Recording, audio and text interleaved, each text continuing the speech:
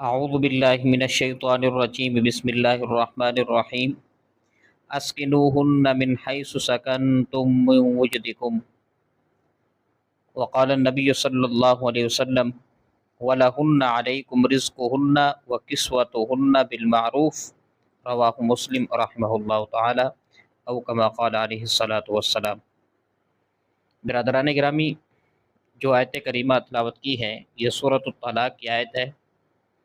اس میں اللہ تبارک و تعالیٰ فرماتے ہیں اسکنوہن من حیث سکنتم من وجدکم، کہ جہاں تم اپنی استطاعت کے مطابق رہتے ہو وہاں ان عورتوں کو بھی رہائش دو، یعنی جو آپ کی بیویاں ہیں ان کو بھی رہائش، سکنا جسے کہا جاتا ہے، وہ دو۔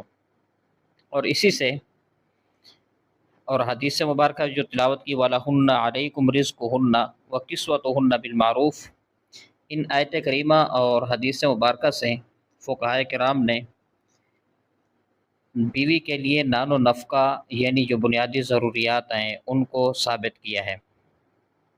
اب سوال یہ ہے کہ نفقہ کے اندر کون سی چیزیں شامل ہوگی؟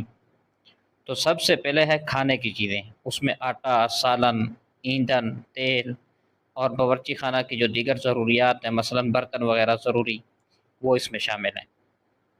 دوسرے نمبر پر ہے بدن کو صاف ستھرا رکھنے کی چیزیں، مثلا سر میں لگانے کا تیل ہے، کنگھی ہے، صابن ہے، شیمپو ہے، یہ اس میں شامل ہے۔ تیسرے نمبر پر آتا ہے اتنی مقدار میں پانی کا انتظام کہ جس سے بدن اور کپڑا دھونے کی ضروریات پوری کی جا سکے۔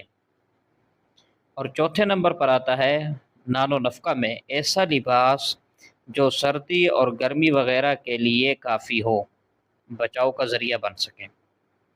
اور آخر میں آتا ہے ایسی رہائش کہ جس میں زوجین یعنی میاں بیوی جو ہیں وہ بلا حائل بغیر کسی رکاوٹ کے آپس میں ایک دوسرے کے ساتھ بے تکلف رہ سکیں، یہ نان و نفقہ میں شامل ہے۔ شوہر کی ذمہ داری ہے کہ وہ ان چیزوں کو پورا کرے۔ اللہ تبارک و تعالیٰ ہمیں احکام شریعت کو سنت کے مطابق سمجھ کر عمل کرنے کی توفیق عطا فرمائے۔ آمین۔